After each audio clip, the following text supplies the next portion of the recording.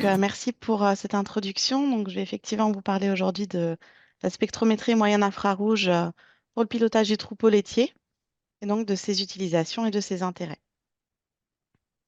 Alors, comme vous pouvez le voir sur cette illustration, l'infrarouge, c'est un rayonnement électromagnétique de longueur d'onde supérieure à celle du spectre visible. Et dans l'infrarouge, on distingue trois catégories. Donc, le proche, le moyen et le lointain infrarouge. Alors, je ne sais pas si on voit ma souris. Si je vais mettre un Oui, c'est bon. pointeur. Moi, je la Voilà. vois. Donc le proche, le moyen, le lointain infrarouge. Et en élevage, on utilise essentiellement en fait le proche et le moyen infrarouge. Ça ne passe pas. Voilà. Alors le proche infrarouge, on l'appelle SPIR en anglais, en français, pardon, NIR en anglais. Il est utilisé à la fois sur des matrices solides et liquides. Donc on va l'utiliser pour des analyses de fourrage, des analyses de fesses, mais aussi des analyses de lait. Et le moyen infrarouge, on l'appelle MIR en anglais et en français, c'est plus pratique. Lui, il est utilisé essentiellement sur des matrices liquides et il a l'avantage en fait de pouvoir détecter plus finement les changements de composition chimique de la matrice. Et donc, c'est pour ça qu'on utilise essentiellement cette méthode pour les analyses de lait. Alors, qu'est-ce que c'est exactement la spectrométrie MIR? En fait, cette méthode, elle est basée sur le principe d'absorption des rayonnements infrarouges par la matière organique à des longueurs d'onde qui sont spécifiques des groupements fonctionnels des composants du lait. Alors, c'est un peu barbare dit comme ça. Donc, concrètement, voilà à quoi ressemble un spectre MIR. Ce spectre, il est constitué de l'ensemble des valeurs d'absorbance, ici, à chacune des longueurs d'onde du spectre. Alors, selon la marque du spectromètre, on a un nombre de longueurs d'onde qui va varier. Là, c'est un spectre issu d'une machine fausse, donc on a 1060 longueurs d'onde, donc 1060 valeurs d'absorbance. Pour un spectre issu d'un appareil Bentley, ce serait 899 par exemple. Et donc chacun des pics correspond à une liaison moléculaire. Donc vous voyez ici par exemple la liaison enfin carbone-oxygène. Et chaque molécule, elle est caractérisée par plusieurs pics en fonction de sa composition chimique.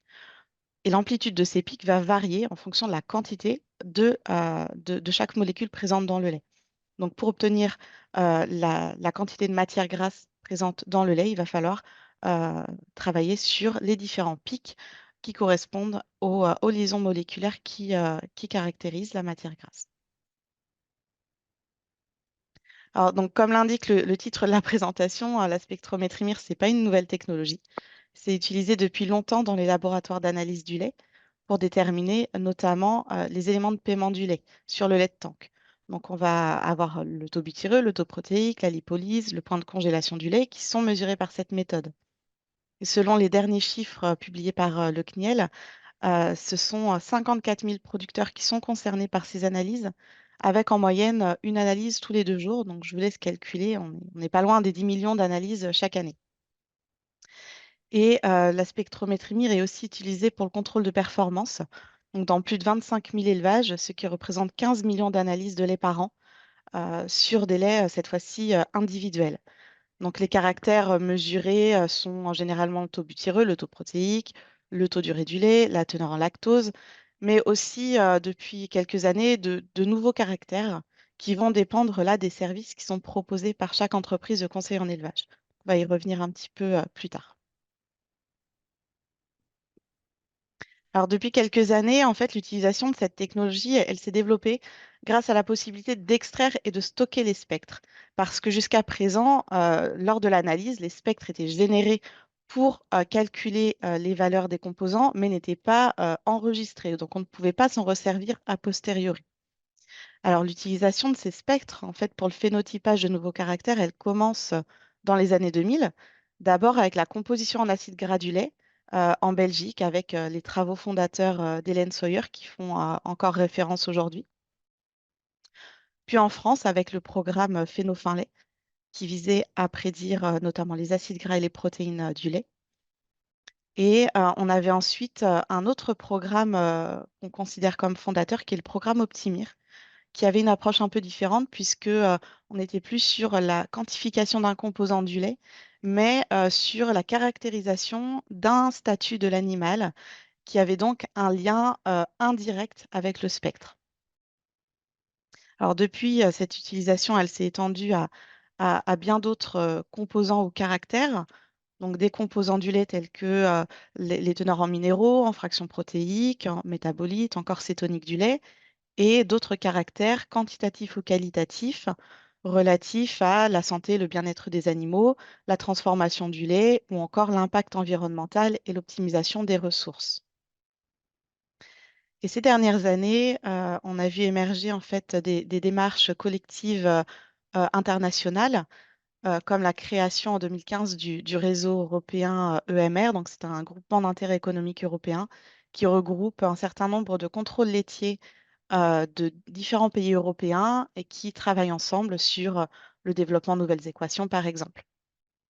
Et en 2022, un groupe conjoint entre la Fédération internationale de laiterie et ICAR a été créé. Donc, ce groupe s'appelle Extramir et il vise à apporter en fait des références méthodologiques pour travailler correctement avec cette méthode et utiliser correctement pardon, les équations et les résultats. Alors, de quoi est-ce qu'on parle quand on parle de phénotypage par spectrométrie MIR? En fait, ça repose sur le développement d'équations de calibration, donc à partir d'un jeu qu'on appelle d'étalonnage, de calibration, d'apprentissage, selon le vocabulaire qu'on utilise. Donc, ce jeu, en fait, il est constitué de quelques centaines d'échantillons et surtout, il est constitué dans l'objectif de maximiser pardon, la variabilité des données. Donc, on va chercher dans ce jeu à avoir une variabilité génétique, alimentaire, physiologique des animaux. Alors, sur ce jeu de données, on va appliquer conjointement deux analyses.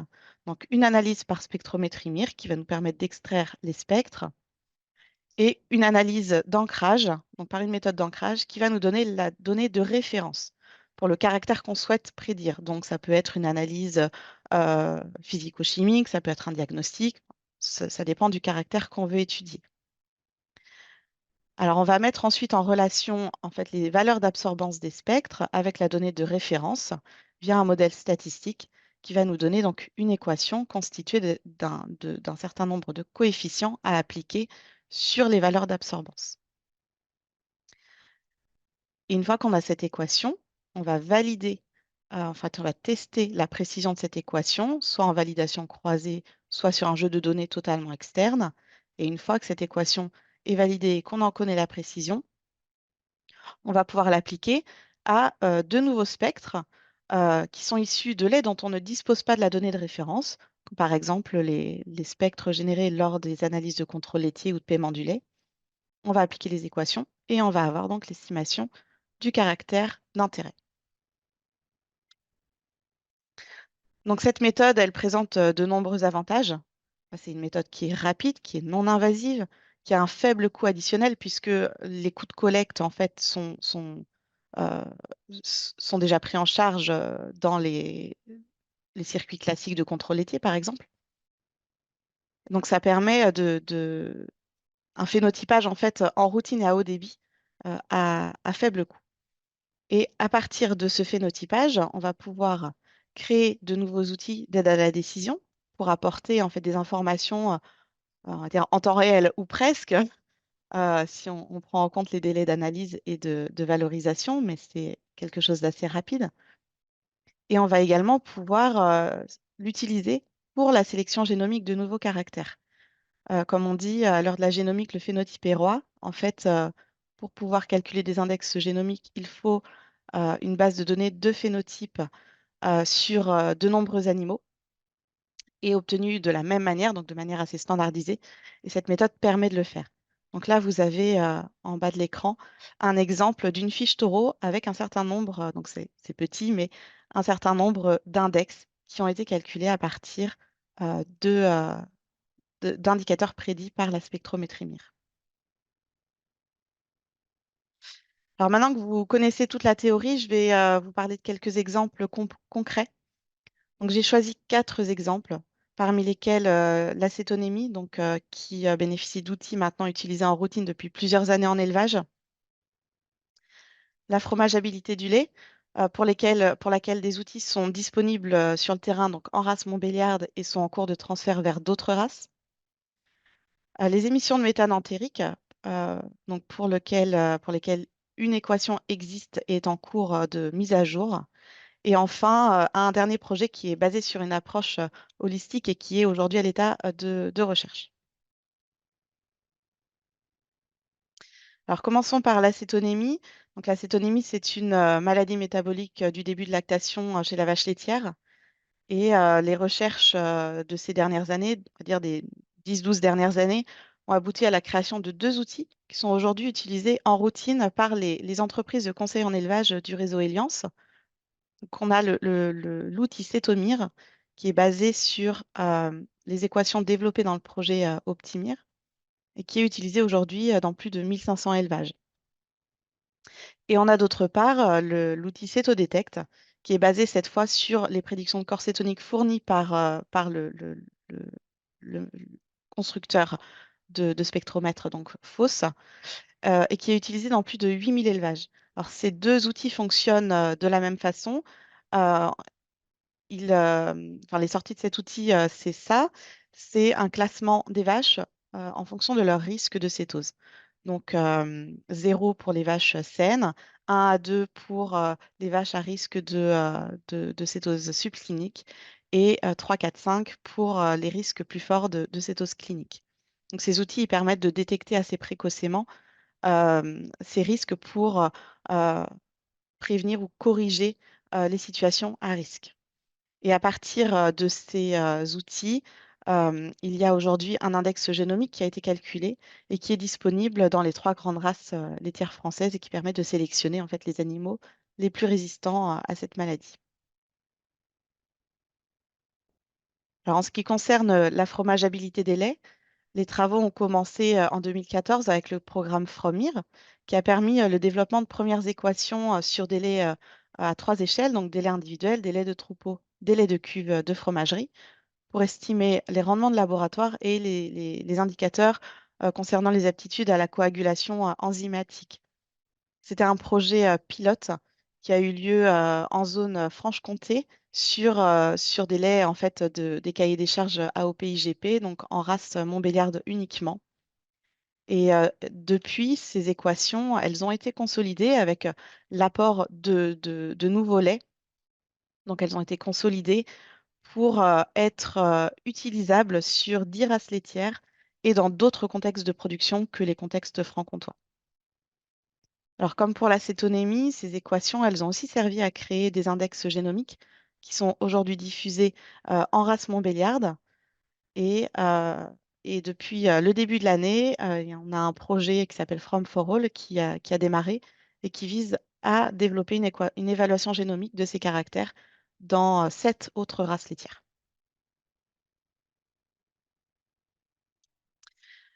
Alors, un autre sujet d'actualité sont les émissions de méthane entérique, qui sont responsables d'une partie des émissions de gaz à effet de serre dues à l'élevage. Et donc, ce n'est pas un sujet nouveau. Il y a beaucoup d'équations qui ont été développées depuis de nombreuses années pour essayer de prédire les émissions de méthane des vaches. Alors, au départ, c'était des équations qui prenaient en compte des combinaisons d'acides granulés. Et puis, dans le début des années 2010, on a commencé à établir des équations à partir directement des spectres MIR. Le problème dans enfin, pour travailler sur le méthane, le plus gros problème, c'est la donnée de référence. C'est pas une analyse physico-chimique à faire en laboratoire, c'est assez lourd. Et donc, la première équation qui a été développée, la donnée de référence venait de vaches d'expérimentation en chambre respiratoire ou avec du gaz SF6. Donc, c'est des protocoles assez lourds et c'est très difficile de collecter de nouvelles données pour améliorer cette équation. Donc, on a aujourd'hui deux projets qui sont en cours et dont un des objectifs est de développer une nouvelle équation pour prédire les émissions de méthane entérique à partir de données de GreenFit, qui est un appareil qui est quand même plus facilement accessible et plus facilement utilisable en élevage. Alors, le premier programme, c'est le programme Métabride, qui arrive à sa fin et qui a permis le développement d'une équation de prédiction des émissions de méthane entérique à partir des spectres Mir du lait. Cette équation, elle a été utilisée pour produire une évaluation génomique pilote qui a été proposée aux organismes et entreprises de sélection fin mars 2024. Et cette équation, elle n'est pas de précision suffisante pour être utilisée pour le conseil. Donc, dans le cadre du programme Méthane 2030, qui a commencé cette année, il y aura de nouvelles mesures faites en ferme expérimentale pour augmenter la taille et la diversité de la population de calibration et améliorer cette équation. Et là, je vais faire une petite aparté sur les bovins allaitants. Dans le programme Méthane 2030, il y aura aussi le développement d'équations de prédiction des émissions de méthane entérique, mais cette fois-ci à partir des fesses et donc par spectrométrie proche infrarouge, parce que bien évidemment, il n'est pas possible de collecter du lait sur ces animaux. Alors, le dernier focus que j'ai choisi, c'est le projet européen OLICO. Donc, ce projet, il se base sur une approche globale. Euh, donc, de manière très résumée, on utilise toutes les équations développées jusqu'ici, dont on a accès. Donc, c'est-à-dire plus de 200 équations développées dans des projets passés. On va les appliquer sur une base de données contenant de très nombreux spectres. Ça se compte en millions. Cette base de données venant des différents pays partenaires de ce projet. On va alors obtenir en fait des centaines de phénotypes pour chaque lait. Alors, qu'est-ce qu'on fait de toutes ces informations? Une fois qu'on a les phénotypes, on ne va pas les fournir comme ça, telles quelles, aux conseillers ou aux éleveurs. Ils ne sauraient pas quoi en faire. Donc, on va réduire le nombre de phénotypes obtenus en faisant, en fait, en résumant l'information par des classifications. Et on va obtenir un diagnostic holistique, donc qui prend en compte la globalité des informations apportées par le spectre pour caractériser la situation de la vache et de l'élevage. Donc, on va avoir des données résumées pour la production, pour le bien-être, le stress thermique, l'environnement, la transformation, la fertilité.